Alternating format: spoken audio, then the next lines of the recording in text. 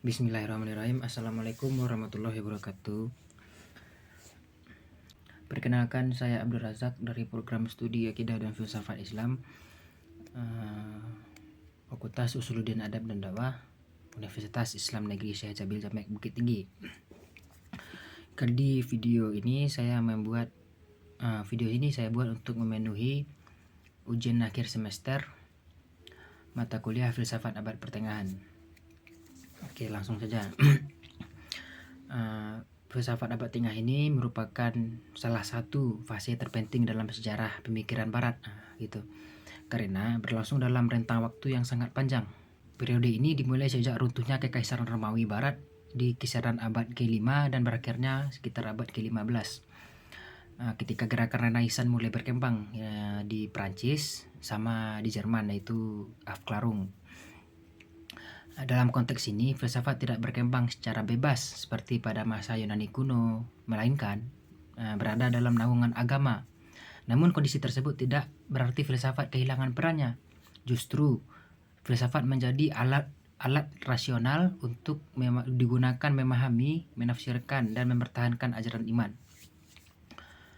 Ini untuk tokohnya, yaitu adalah Thomas Aquinas, merupakan filsuf dan teolog yang berhasil merumuskan sistem pemikiran komprehensif dengan menggabungkan rasio dan wahyu secara harmonik. Abad pertengahan sering disalahpahami sebagai masa kegelapan intelektual akibat dominasi agama dalam kehidupan masyarakat. Pandangan ini muncul terutama dari kritik pemikiran Renaissance dan pencerahan yang zaman modern tadi. Namun, jika ditelaah lebih mendalam, abad pertengahan justru menunjukkan dinamika intelektual yang kompleks. Pada masa ini, lembaga-lembaga pendidikan seperti biara, sekolah katedral, dan universitas awal menjadi pusat pengembangan ilmu pengetahuan. Di diskusi filsafat inilah yang secara intens dikaitkan dengan kerangka teologis. Kondisi sosial dan politik yang tidak stabil justru mendorong pencarian makna hidup, Tuhan, dan tatanan moral secara rasional.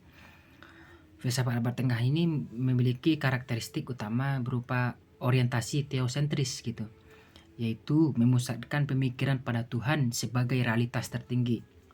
Selain itu, filsafat pada masa ini bersifat sintetis karena berusaha menyatukan berbagai sumber pemikiran seperti filsafat Yunani, tradisi Romawi, ataupun ajaran Kristen. Ciri lain yang menonjol adalah penggunaan metode dialektika, yakni pengujian argumen melalui perdebatan rasional. Tujuan utama filsafat bukan hanya mencari kebenaran intelektual, tapi juga membimbing manusia menuju kehidupan yang bermakna secara moral dan spiritual. Kita masuk ke skolastik, gitu. Kita masuk ke skolatisisme, yaitu merupakan metode berpikir yang mendominasi filsafat abad pertengahan, terutama di abad 11 sampai ke abad 14, gitu.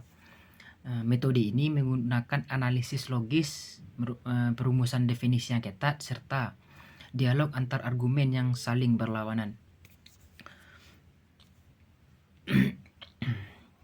Skolatisisme ini berkembang di lingkungan universitas dan bertujuan mencapai pemahaman yang rasional, yang sistematis tentang iman. Di sinilah Thomas Aquinas dianggap sebagai tokoh skolastik terbesar.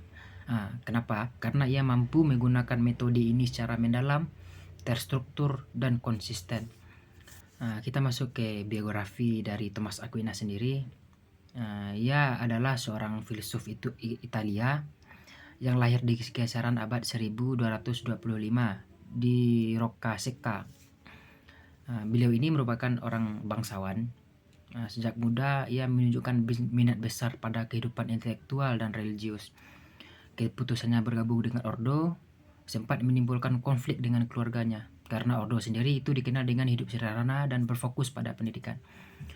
Aquinas menempuh pendidikan di Universitas Paris.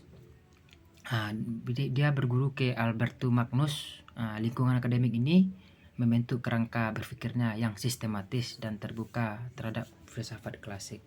Thomas Aquinas hidup pada abad ke-13, suatu periode penting dalam sejarah intelektual Eropa yang sering disebut sebagai abad pertengahan, yaitu abad pertengahan tinggi, yaitu High Middle Age. Pada masa abad pertengahan tinggi ini, Itu Eropa mengalami kebangkitan intelektual yang ditandai dengan peristiwa. Pada masa ini, Eropa Barat mengalami kebangkitan intelektual yang ditandai dengan berdirinya universitas-universitas besar seperti Paris, Bologna, Oxford. Nah, Oxford ini merupakan salah satu peristiwa paling menentukan dalam masuknya karya-karya filsuf Yunani kuno, seperti karya Aristoteles, Plato, atau dan lain tokoh filsuf lainnya itu masuk ke dalam dunia Barat. Untuk karya-karya Aristoteles sebelumnya hilang dari tradisi Latin, justru dilestarikan serta dikembangkan oleh para filsuf Muslim, gitu seperti Al-Farabi, Ibnu Sina, Avicenna, yaitu Al-Farabi, Ibnu Sina yang lebih dikenal dengan Avicenna di Barat, dan Ibnu Rushd yang lebih dikenal Averroes di dunia Barat.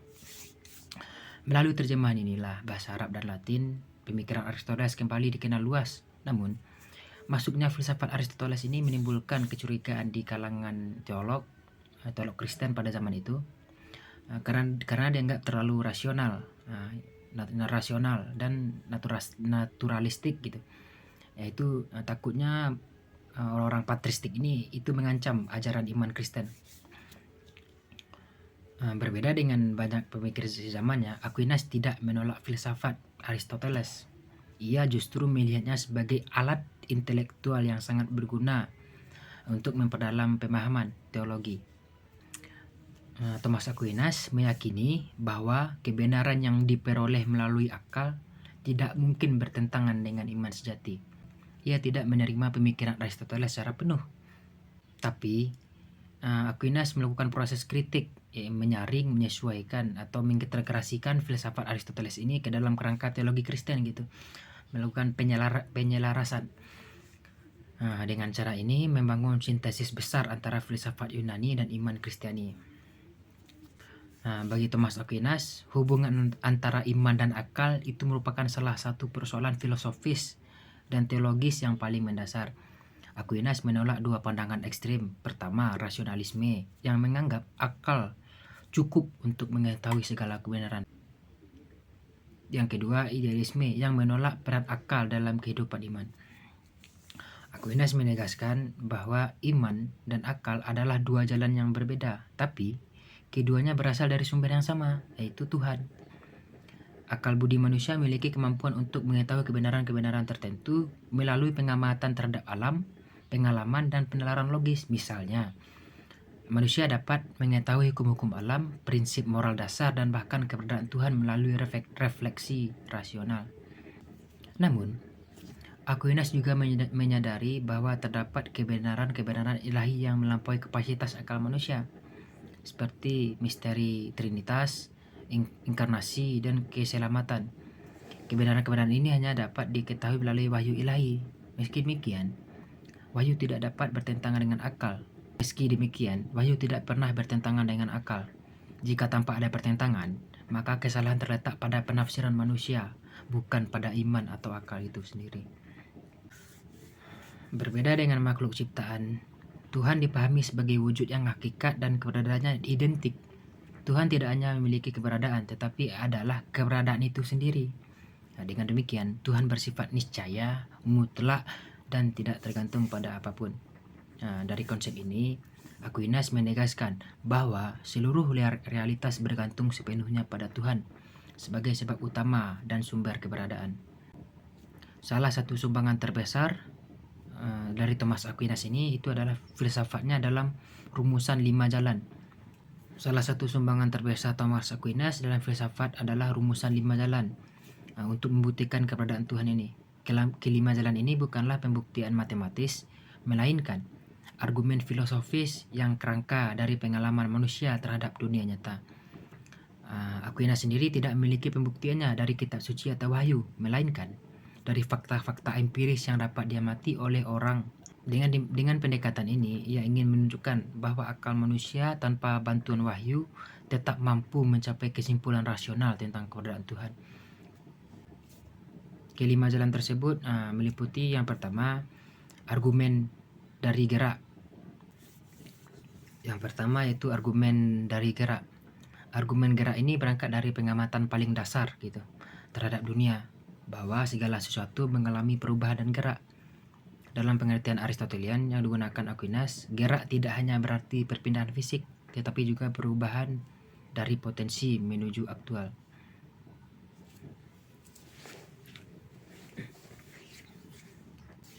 Yang kedua, argumen sebab akibat. Berangkat dari prinsip bahwa segala sesuatu yang ada memiliki sebab. Yang kedua, argumen sebab akibat. Berangkat dari prinsip bahwa segala sesuatu yang ada memiliki sebab. Tidak ada sesuatu pun yang menjadi sebab bagi dirinya sendiri. Karena hal itu berarti sesuatu harus ada lebih dahulu sebelum ada. Yang tidak masuk akal. Selanjutnya, kebajikan teologis. Aquinas menekankan pada sentral kebajikan teologis, yakni iman, harapan, dan kasih. Menurut Aquinas, kebajikan teologis menyempurnakan kebajikan moral. Tanpa kebajikan teologis, kebijakan moral hanya mengarahkan manusia pada kebaikan alami. Baik, itulah yang bisa disampaikan untuk materi ujian akhir semester mata kuliah filsafat abad pertengahan ini. Billahi taufik wa hidayah. Assalamualaikum warahmatullahi wabarakatuh.